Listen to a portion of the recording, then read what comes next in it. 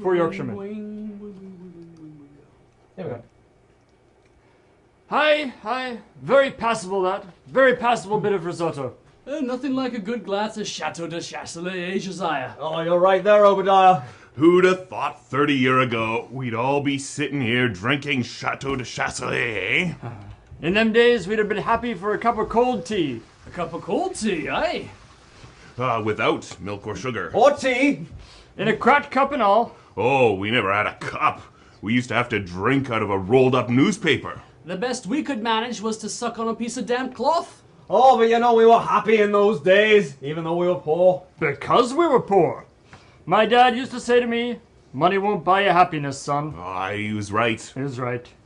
I was happier then and I had nothing. We used to live in any old house with great big holes in the roof. House? You were lucky to have a house. We used to live in one room, all 26 of us, no furniture. Half the floor was missing and we were all huddled together in one corner for fear of falling. Hey, you were lucky to have a room. We used to have to live in the corridor. Oh, we used to dream of living in a corridor. It would have been a palace to us. We used to live in an old water tank in a rubbish tip. We got woke up every morning by having a load of rotting fish dumped on us. House, ha! Well, when I say house, it was only a hole in the ground covered by a sheet of tarpaulin, but it was a house to us. We were evicted from our hole in the ground. We had to go and live in a lake. Pah, you were lucky to have a lake. There were 150 of us living in a shoebox in the middle of the road.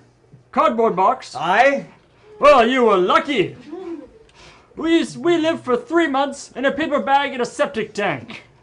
We used to get up at 6 o'clock in the morning, clean out the paper bag, eat a crust of stale bread and go to work down the mill for 14 hours a week, or 14 hours a day, week in, week out, for 6 pence a week. And when we got home, my dad would thrash us to sleep with his belt. Luxury. We used to have to get out of the lake at 6 o'clock in the morning, clean the lake, eat a handful of hot gravel, work 20-hour day at mill for tuppence a month, come home, and our dad would thrash us to sleep with a broken bottle if we were lucky. Well, of course, we had it tough. We used to have to get up out of the shoebox 12 o'clock at night and lick the road clean with our tongues. We had 2 bits of cold gravel, worked 24 hours a day at the mill for 6 months every 4 years, and when we got home, our dad would slice us in two with a bread knife. Right. I had to get up in the morning at 10 o'clock at night, half an hour before I went to bed, drink a cup of sulfuric acid, play desert bus 29 hours a day down to mill, and pay for permission to come to work. And when we got home, our dad and mum would kill us and dance about on our graves singing hallelujah.